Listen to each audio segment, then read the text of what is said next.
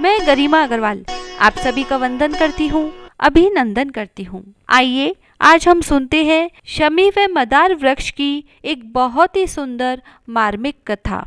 पौराणिक कथा के अनुसार शमी ऋषि ओरा की पुत्री थी।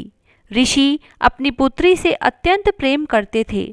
ऋषि ने अपनी पुत्री शमी का विवाह धौम्य ऋषि के पुत्र मदार के साथ किया था। क्योंकि मदार उस समय ऋषि शौनक से शिक्षा प्राप्त कर रहे थे, इसीलिए विवाह के पश्चात वे अपनी पत्नी शमी को अपने घर छोड़कर पुनः अपनी शिक्षा पूरी करने के लिए ऋषि शौनक के आश्रम चले गए।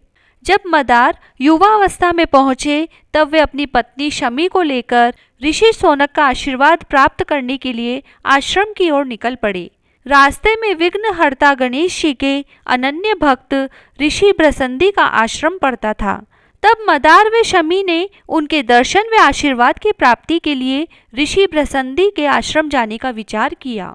ऋषि ब्रसंदी ने गणेश जी को प्रसन्न कर उन्हीं के जैसे गजमुख होने का आशीर्वाद प्राप्त किया था, जिसके कारण उनका मुख गणेश जी के समान ही था।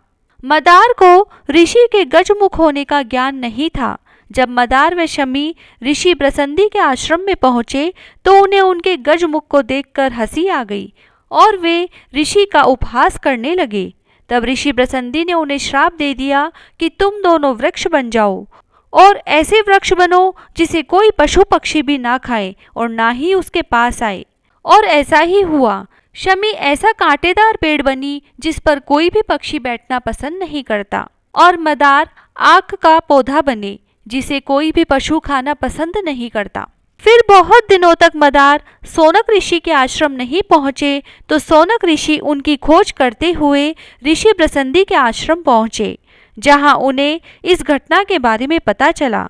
तब शौनक ऋषि ने मदार व शमी को श्राप मुक्त करने का अनुरोध किया। तब श्राप से मुक्त करने में असमर्थ ऋषि ब्रसंदी श्री गणेश जी के पास पहुंचे और मदार व शमी को श्राप से मुक्त करने हेतु गणेश जी से प्रार्थना करने लगे।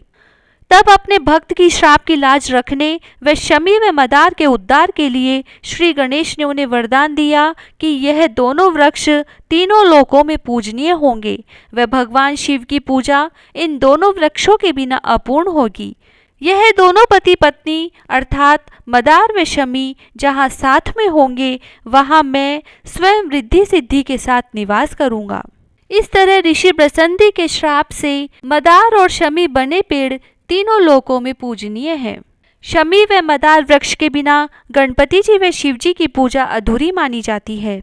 माना जाता है कि सफेद मदार यानी सफेद आक के वृक्ष की जड़ 21 वर्ष के बाद श्री गणेश जी का स्वरूप ले लेती है।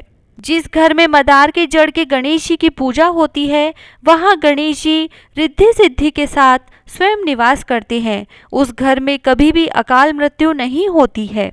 शमी का वृक्ष अपने आर्थिक व पौराणिक मूल्यों के कारण राजस्थान का राजकीय वृक्ष भी है, जिसे वहाँ के स्थानीय लोग खेजड़ी के वृक्ष के नाम से जानते हैं।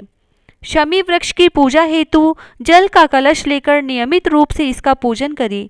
साथ ही संध्या के समय में शमी के वृक्ष के नीचे सरसों के तेल का दीपक जलाएं। शमी वृक्ष के पास सरसों के तेल का दिया लगाने पर न्याय के देवता शनि देव की कृपा परिवार पर बनी रहती है। भगवान राम ने अश्विन मास की दशमी तिथि अर्थात दशहरे के दिन शमी वृक्ष की पूजा के पश्चात ही लंका पर विजय प्राप्त की थी। इसीलिए दशहरे के दिन शमी वृक्ष का बहुत महत्व है। महाभारत काल में 1 वर्ष के अज्ञातवास जाने से पूर्व पांडवों ने भी अपने शस्त्रों को शमी वृक्ष के ऊपर ही छुपाया था। इस तरह सदियों से शमी व मदार वृक्ष हमारे लिए पूजनीय रहे हैं। जय श्री राधे।